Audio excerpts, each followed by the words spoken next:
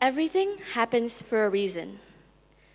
2 years ago, I was in my worst possible state ever in my life.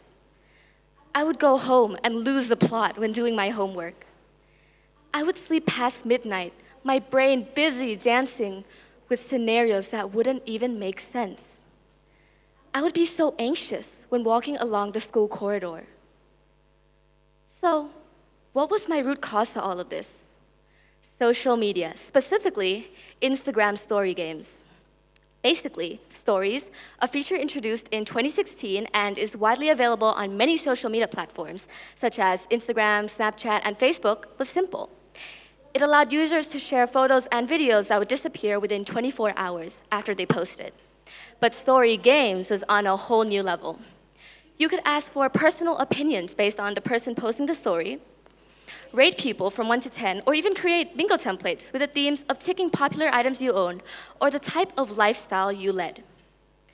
I was hooked onto this because 1, it was so much fun. 2, it allowed me to engage more freely with people online. And 3, without a doubt, it was addictive.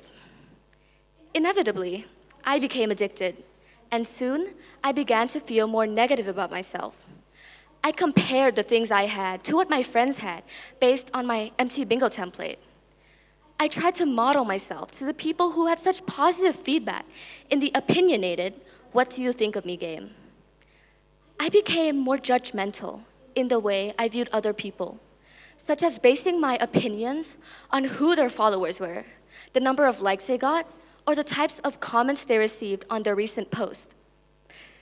Social media successfully sucked me into addiction, which then sucked me into using many more social media platforms, and then it spat me out.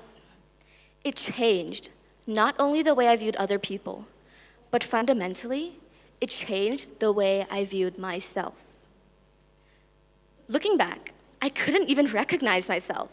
I was so reliant on how I wanted the media to present me until I lost my true sense of identity, and my worth was instead determined by the lives of other people. I would constantly ask myself questions like, is my life good enough? Is my life better than this person? Nowadays, in a generation where social media is ubiquitous, where we are all seeking for likes and comments and popularity, it really is hard to realize that we are all being manipulated into doing things that other people want us to do. And what's dangerous about this is that this is not only relatable to me, but instead to so many other people, especially teenagers, who also subconsciously put themselves in this trenchful scenario. Research conducted in the University of Utah states that 1 in 4 people who use social media will experience depression before the age of 20. So, because of the ubiquity of social media, the problem has become much more widespread than just social media. The values that social media espouse are now reflected in normal life. Judgment will take place anywhere and anytime, no matter where, no matter what. You'll be expected to behave in this way or that way just because other people want you to. You will be looked down on when you mess up, and you will be made fun of even when you try your hardest. So, how did I escape from this demon that was sucking the life out of me? For this demon that was, quite frankly, affecting my mental health. For starters, I started to reduce the time I spent on social media, from about 7 hours to less than 2 hours a day. Time is our most finite resource, and by giving myself 5 more hours a day allowed me to identify hobbies I didn't even know I had the potential in doing, such as baking, sewing, writing, and oddly, cicada skin hunting. I also started to focus more on my schoolwork, such as revising on my weaker school subjects, which then led to my performance improving, which ultimately led to my IGCSE grades also improving. Apart from reducing the time I spent on social media, I also started journaling. I wrote the things that I knew and loved about myself, as well as the things that I wanted to improve. I then wrote small goals and big goals that I were to achieve in a time span of a day, a week, a month, or even a year. And the purpose of this was to allow myself to stay on track with both my mental and physical health. Now, another change that I did that really helped change the way I view the world was that I started to smile at myself. Now, this might seem a little peculiar, but you heard me. I started to smile at myself. Of course, this wasn't a big, bright, beaming, genuine smile at first, because obviously I didn't just turn into a happy, jolly person overnight. But I must admit, it was a little bit forced in the beginning. But it was a smile that reassured myself into saying that I am the only one who knows me, and no one else can determine my worth as much as myself.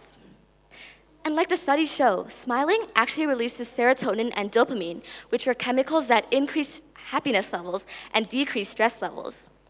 This then led to my mood and my way of thinking much more positive. But the main stimulus that really helped me was a change of attitude. I developed an attitude called the so what attitude. If someone had trendier things than me, so what? If someone received more compliments than me in their recent post, so what? It really isn't necessary to be jealous, and we had to realize that we are all different, and that is what makes us special. Social media doesn't reflect reality. It only shows a proportion, a small proportion, of another person's whole life, which may or may not be true, who knows? Nevertheless, there is no mathematical formula that can equate the number of compliments you receive to your level of happiness. Of course, social media isn't bad, but the problem is that it's addicting, and the way we are using it can change the way we behave. So, after changing my stimuluses, I changed myself, and my mentality improved much more. I prioritize myself before others. I am much more optimistic about the way I view myself and other people as well.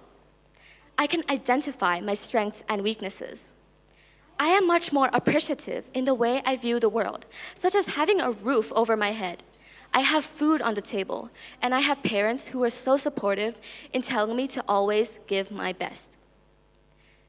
Facing situations like being looked down on or being judged for just being yourself is unavoidable in life.